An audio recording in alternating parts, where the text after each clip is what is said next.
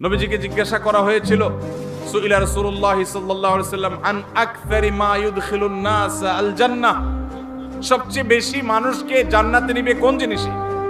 ভাইরা আমার, জানা আছে কারো? সবচাইতে জান্নাতে মানুষকে বেশি নিবে কিসে? নবীজি বলেছেন আল ফামু ওয়াল ফারাজ। আল ফামু ওয়াল ফারাজ, সবই পাবেন। নামাজি, রোজাদার, হাফেজ, আলেম, হাজি সাহেব, গাজী সাহেব, দানকারী সাহেব, জুব্বালা সাহেব, দাড়িয়ালা সাহেব, পর্দালা সাহেব, বোরকালা সাহেব, সব সাহেব কম বেশি পাবেন।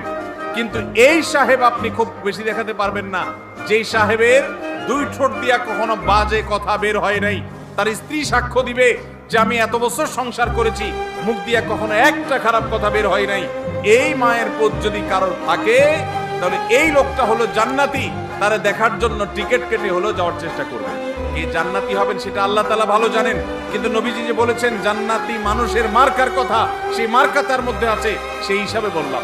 আল ফামু ওয়াল ফারাজ, এই ঠোঁট, এই মুখ, এটা দিয়ে যদি সে সুন্দর কথা বলে, খারাপ কথা না বলে, এই মুখকে যদি সে সুন্দরভাবে ব্যবহার করতে পারে, আর সম্ভ্রমকে যদি কেউ রক্ষা করতে পারে। এখন দেখবেন এই দুইটার দুর্ভিক্ষ চলছে ভাইরে।